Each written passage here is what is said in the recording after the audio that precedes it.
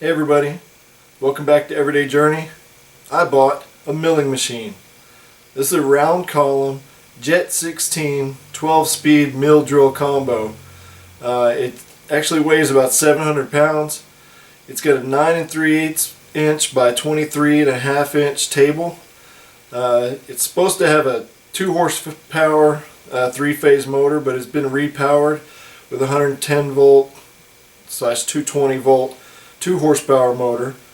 It's got the R8 spindle. It actually came with this Bridgeport milling vise. It's too large for it actually, and it also came with this Bridgeport 15-inch rotary table. Both of these things, if I were to sell them, they probably would be about the same price I paid for the whole mill. This is the story here of me trying to disassemble things on it, get this thing light enough so that I could actually move it around and get it out of my trailer. The guy that I bought it from, he actually loaded it in the back of my trailer. He had a little tractor, and he had, on the bucket of it, he had fork extensions that would go onto it. And he was able to get this pallet, the entire thing, in the back of my trailer over the top of my ramp. But once I got it home, I had to figure out how to get it out. So this is what I did. Alright, first thing we got to do is get these ratchet straps off of here. And then start doing what we have to do to lighten this thing up so we can get it moved in.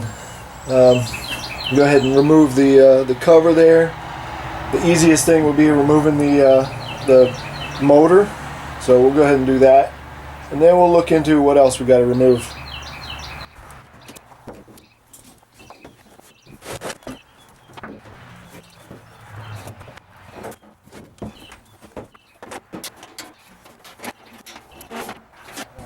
So to remove the belts, we actually have a bolt here and a bolt here on the other side that will allow this tensioner pulley to shift, to loosen our tension on the belts. This also is a tensioner pulley too. It should be able to shift after we remove those bolts or loosen them. And then we can take this belt off here. That'll free up our motor and we can start unbolting it.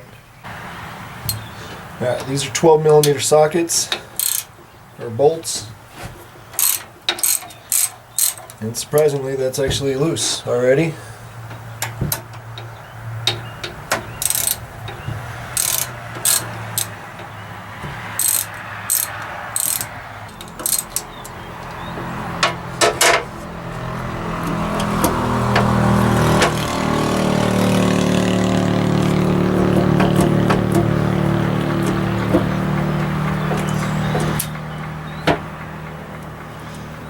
Let's take them all the way out. Not sure exactly why that's not shifting, but we'll find out here in a second.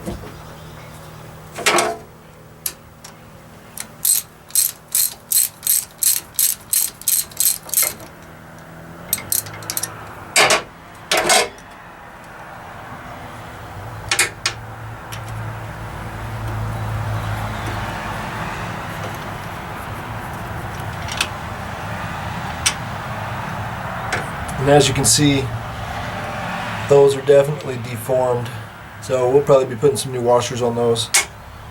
And they're different sizes too.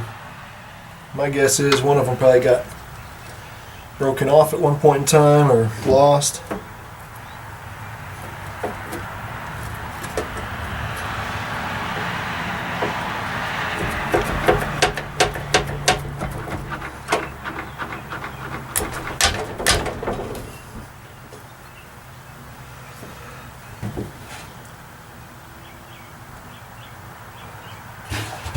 Do not see why this is not spinning. It should. I think it's just the tension of both of these belts on here. So we'll just try to remove one.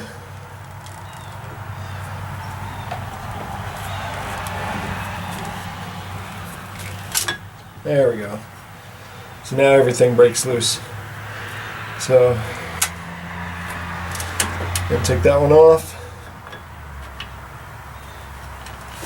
I'll put this one back on for the moment, just so we know where it goes. And now we can tackle this motor. So before we can unbolt it, we're actually going to have to unwire it. You get your wiring cover here.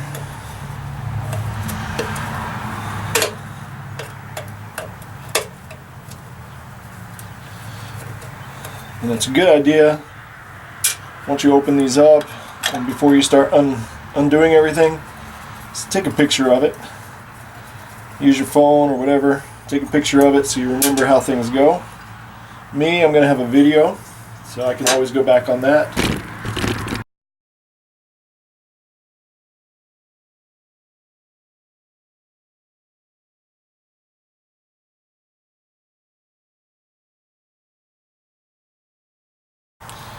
Now that all the wires are disconnected, now we just need to release the cable from the box. So we've got a couple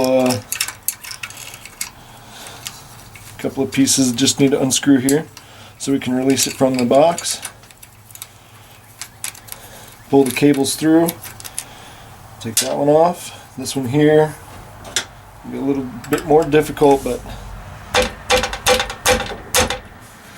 just put a screwdriver on it and tap it until it starts to turn.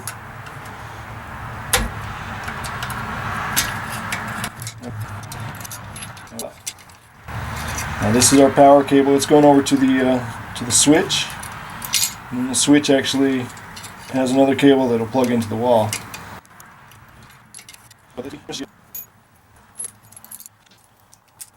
There we go. So that's that. Pretty easy. Put this cover back on, and then we'll move on to the actual motor itself.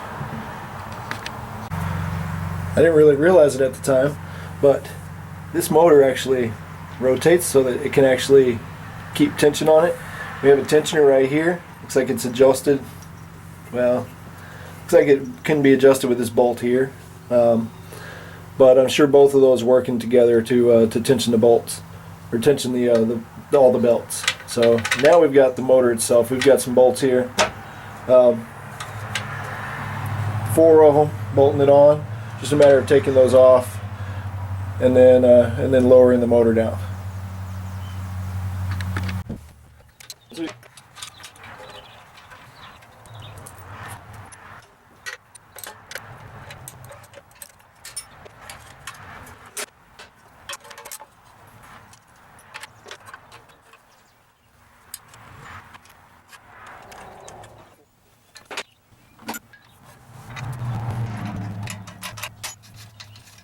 I'm putting the nut back on here, just barely, so that hopefully, whenever I'm removing this other one, that will help hold it.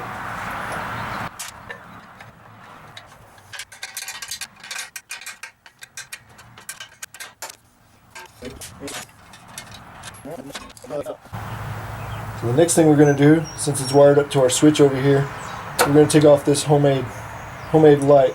Just got 2 bolts right here, and I'll undo those real quick.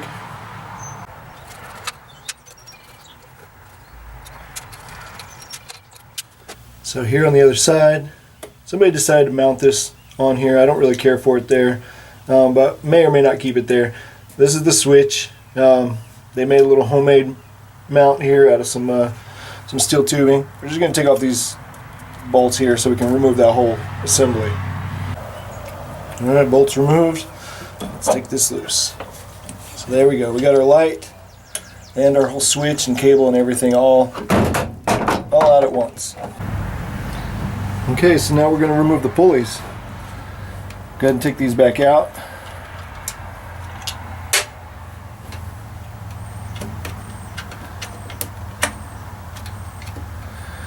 Take these belts off of here, and we kind of need to remember what order they need to go in. So I'm going to go ahead and mark them. Alright, for my purposes, I'm going to mark the pulleys themselves. 1, 2, and 3. And I'm going to mark the bolt or the belts the same way. So this one here is going to be 3. This one here, and I'm trying to find some writing on it, that way I can mark it close to the writing. We'll put 2, and then this one we'll put 1. And now hopefully I can remember where they go.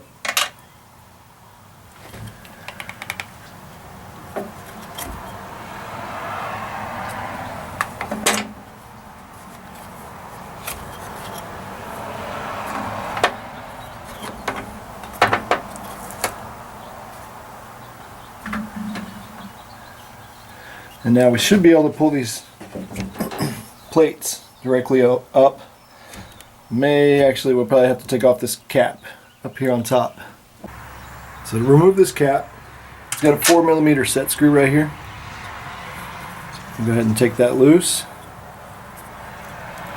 I should be able to get this off. May have to do a little bit of tapping,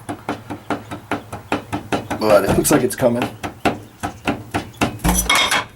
Here we go. And now we can make sure the set screw's in there well, so we don't lose it.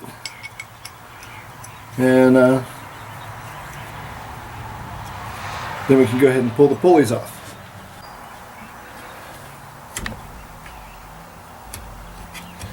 I just have to remember that number 2 goes on top.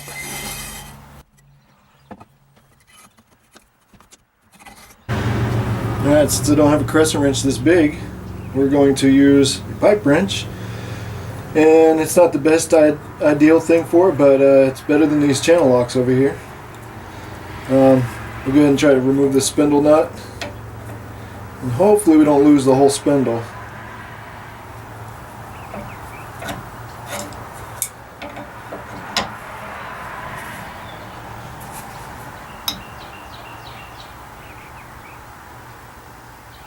Oh, okay. Let's see what's going on here.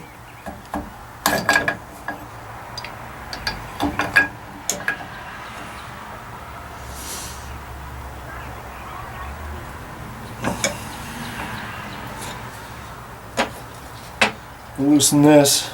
Go ahead and take the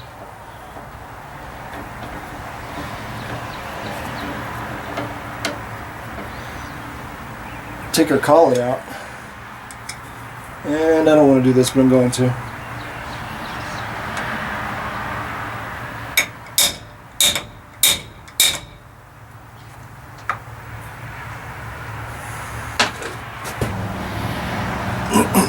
Well, I wasn't really worried about the collet so much as the bit that was in there. Didn't want to damage it, so we got that out. So now we will attempt to turn this off of here. So we may have to get the hammer out and see if we can't tap this a little bit while holding it, see if we can't get that to come loose.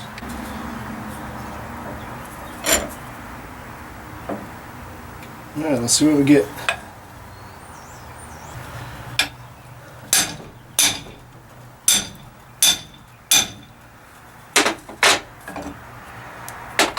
I think that's got it. Alright, we should be able to remove these.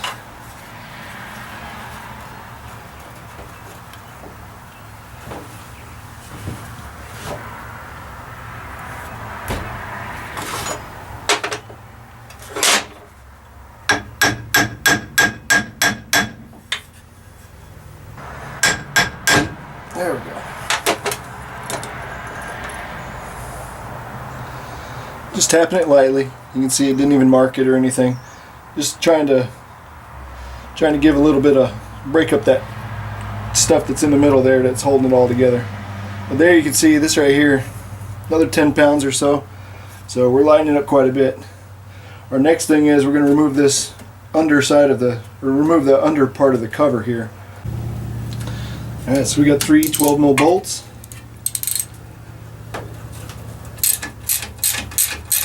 One here, here, and then one over here that should be able to remove this off the top after that.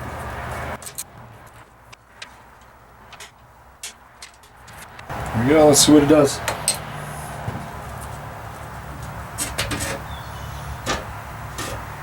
Pretty easy. Alright, so now we'll just replace those bolts so that they stay in place where we need them, and then we'll move on. For those wondering, like I normally would, what's inside here, we'll go ahead and light it up for you. Alright, so I couldn't get to it with it on the tripod, but here's looking at it from the front side. You can see it's just all hollow. It goes back and shows the neck or tube or whatever that this is mounted to, and then we'll look at the front. You can see there's the gear for the quill. And and it doesn't look too bad. But yeah, it's almost completely hollow in there. So that's what we got. So at this point, I had to try to get the top of it off, or the head of it off, and tried ratchet straps in the top of my trailer, but that didn't work. Luckily, I got some help, and then we were able to use the lawnmower to hook to the pallet and drag the thing out. Got it underneath the tree right there, and then used the tree branches to hoist it up using a come along. Took the top of it off, and at that point it was light enough we could get it moved into the garage. So using the lawnmower again, we kind of drug it. The guy that was helping me, he kind of stabilized it while we went, and got it all the way in. And then at that point we had to get it up off the pallet onto the table that it came with. What we did is we ended up rocking it back and forth. Each time we rocked it, we would put a 2x4 under it and then keep going back and forth until it got high enough that we were actually able to get it most of the way up, slide it onto the table. Of course, then we ended up with the other issue, the fact that the table wasn't actually level. So my next video will actually go over that, how I dealt with getting it back off the table so I could actually make the table level and make it to where I'd have a nice sturdy surface there to work with. So guys, I appreciate you watching. Here is the head of the mill sitting up here on my workbench. I actually found a place on the inside where you would crank it to get it to go higher and lower on the shaft there. There's actually, I think it's a cover for the bearings on the inside. It's kind of like a powder coated metal, or not powder coated metal. It's a powdered metal piece that was in there that is broken, and I don't know that I have to replace it, but I'm thinking I'm going to before I ever go and try to put this back on top of the mill. It's just way too heavy to mess with. I don't want to put it on there, find out that I do need it to be fixed, and then have to go and take it back off just to fix this. So I'm going to fix this first. So this, along with the leveling of the table, and will probably make up my next video. Hopefully I can find the parts for this thing fairly easily, but if I can't, then maybe I can make some parts. We'll see how it goes. I got to get it out of there, figure out exactly what it's called, and start looking it up and figure out, what to do with that. So anyway, as always, appreciate you watching.